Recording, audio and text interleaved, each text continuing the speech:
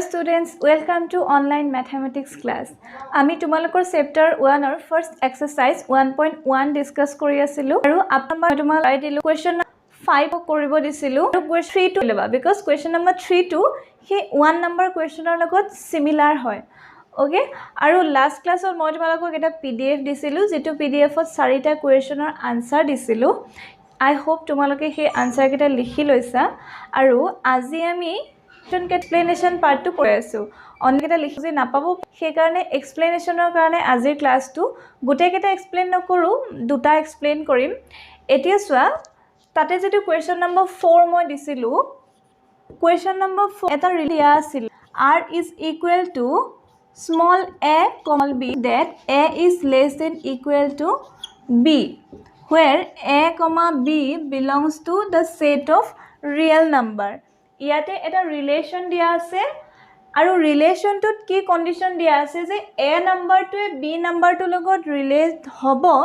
যদি হে a is less than equal to b a টো যদি b তকে সৰু হয় তেতিয়াও ৰিলেশন ফৰ্ম কৰিব আৰু a টো যদি b ৰ ইকুৱেল হয় তেতিয়া হলে ৰিলেশন ফৰ্ম কৰিব আৰু a আৰু b আমি কৰ পৰা লম a আৰু b আমি লম the set of real number capital R ৰ পৰা লম AR আৰু AR to মাজত difference to মনত ৰাখিবা this is the set of real number and this is the relation R এতিয়া আমি দেখাব লাগে যে this relation R is reflexive transitive but not symmetric first to আমি reflexive দেখাম এতিয়া reflexive ৰ property কি আছিল যে R জিমানবোৰ নাম্বাৰ থাকিব মানে এই সেটটো জিমানবোৰ এলিমেন্ট থাকিব প্ৰতিটো এলিমেন্টে যদি নিজে নিজৰ লগত ৰিলেশন গঢ়ে তেতিয়া হলে এই r টো কি হ'ব ৰিফ্লেক্সিভ হ'ব এতিয়া সোৱা প্ৰতিটো ৰিয়েল নম্বৰৰ কাৰণে for any real number small a belongs to capital R a is equal to a নিজে নিজৰ ইকুৱেল হ'ব that means নিজে নিজৰ ইকুৱেল যদি হয় এই কন্ডিশনটো ফুলফিল কৰিলে তাৰ মানে a, a কত থাকিব the relation R ত থাকিব আৰু a, a belongs to R for any real number a belongs to capital R that means প্ৰতিটো real number কাৰণে a, a R ত থাকিব ঠিক আছে therefore R is reflexive relation therefore R is reflexive এতিয়া আমি দেখাব লাগে যে R is not symmetric আমি R is not symmetric বুলি কেনেকৈ দেখাম যে ৰিলেশনটো জিমানবোৰ এলিমেন্ট থাকিব প্ৰতিটোৰে উল্টাটো থাকিব লাগিব এতিয়া প্ৰতিটোৰে উল্টাটো তেতিয়াহে থাকিব লাগিব যদিহে এটা এলিমেন্ট R ত থাকে তাৰ মানে 1, 2 টো যদি R ত থাকে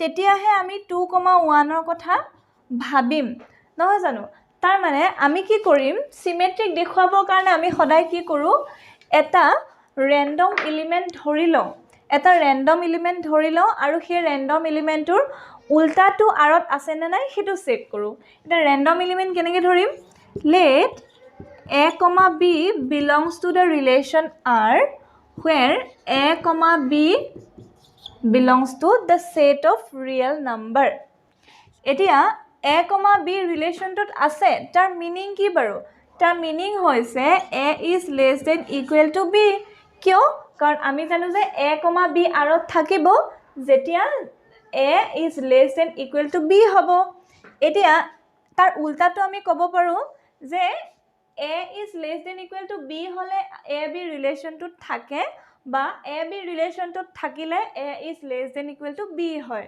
তো a belongs to a b belongs to R ধৰি লৈছো তাৰ মিনিং হৈছে যে এই কন্ডিশনটো ফুলফিল কৰিব এতিয়া এটা নাম্বাৰ যদি বেলেগ এটা নাম্বাৰতকৈ সৰু বা সমান হয় তেতিয়া হলে আচ্ছা সমানৰ কথাটো আমি পাতিলোই ইয়াতে সমানৰ কন্ডিশনটো গুছি গল এবাৰ আমি কি কৰিম লেস দেনৰ কন্ডিশন পাতি আছো এতিয়া লেস দেনৰ কন্ডিশন পাতিলে a টো যদি তোমাৰ b তকৈ সৰু হয় b টো a তকৈ সৰু হ'ব পাৰে জানো obviously নোৱাৰে তো তাৰ মানে b, a does not belongs to the relation R.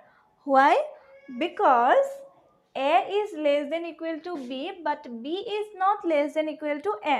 B less than equal to A নহয়, তাৰমানে A condition to fulfill নকৰে. That means B, A does not belongs to the relation R.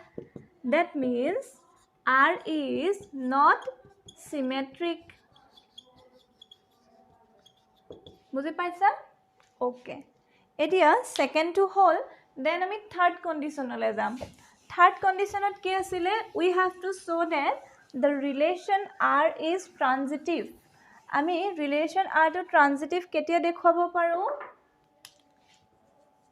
Transitive condition. Transitive দেখুৱাবৰ কাৰণে আমি দুটা element ধৰি লওঁ, য'ত নেকি let A, B belongs to R and B, C belongs to R. য'ত নেকি A, B, C belongs to the set of real number. ইয়াতে আমি এনেকুৱাকে ধৰিব লাগিব যে A, B লগত ৰিলেশ্যন কৰিছে আৰু B এও C লগত ৰিলেশ্যন কৰিছে.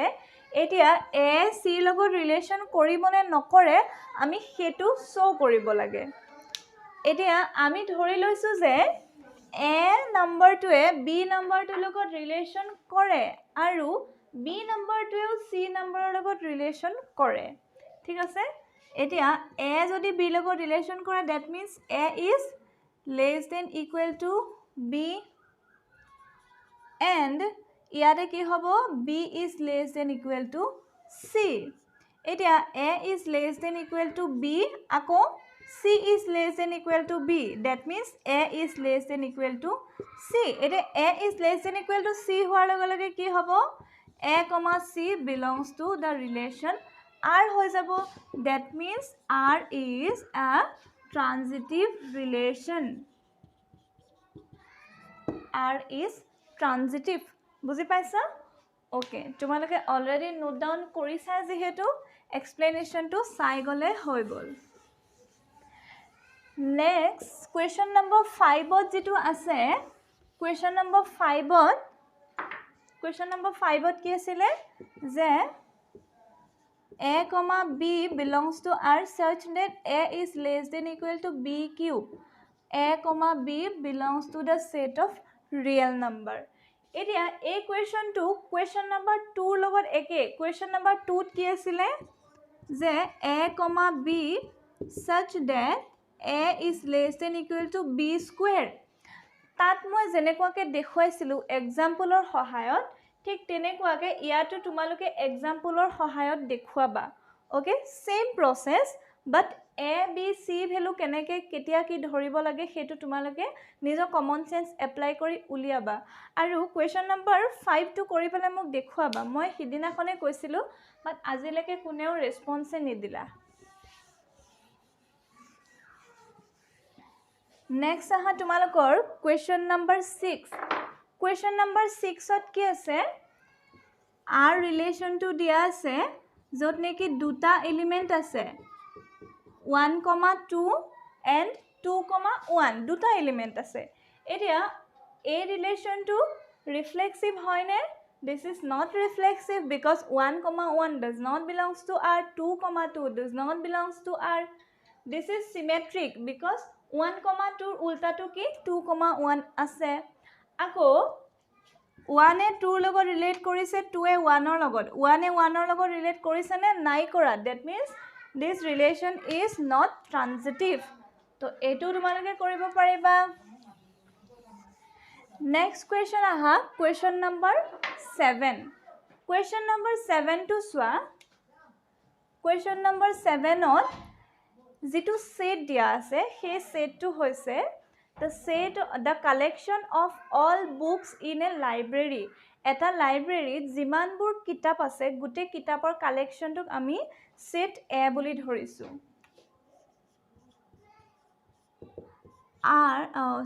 A is equal to collection of all books in a library. যিকোনো এটা লাইব্ৰেৰীত যিমানবোৰ বুকছ আছে গোটেই কালেকশ্যনটোক আমি এটা ছেটত ভৰাইছোঁ আৰু তাত আমি এটা ৰিলেশ্যন ডিফাইন কৰিছোঁ ৰিলেশ্যনটো কি ডিফাইন কৰিছোঁ যে x, y belongs to R such that x and y have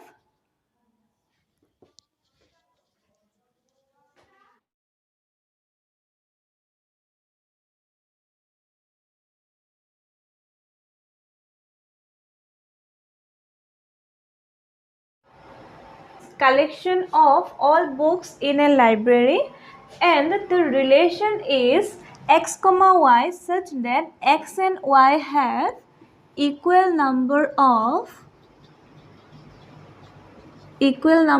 pages.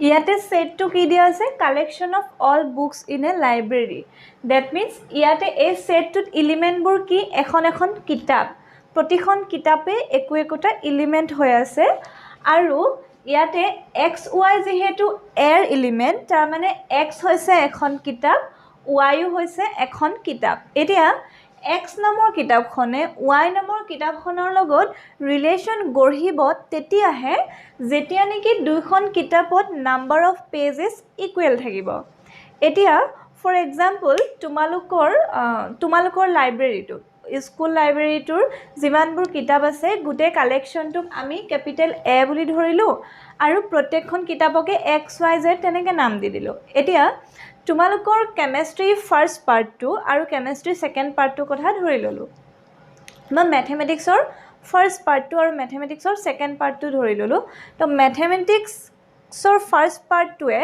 Second পাৰ্টটোৰ লগত ৰিলেশ্যন ফৰ্ম কৰিব তেতিয়াহে যদিহে দুইটা পাৰ্টতে নাম্বাৰ অফ পেজেছ ইকুৱেল থাকে এখন কিতাপত যদি 600 পেজ থাকে তেতিয়াহ'লে 600 পেজ থকা বেলেগ এখন কিতাপৰ লগত ৰিলেশ্যন ফৰ্ম কৰিব ঠিক আছে ৰিলেশ্যনটো কেনেকৈ ডিফাইন কৰা আছে বুজি পাইছা দুখন কিতাপৰ মাজত নাম্বাৰ অফ পেজেছ ইকুৱেল থাকিলে সেই দুখন কিতাপৰ মাজত ৰিলেশ্যন থাকিব এতিয়া এইটো আমি ইকুইভেলেন্স ৰিলেশ্যন বুলি দেখুৱাব লাগে Now what do you mean by equivalence relation?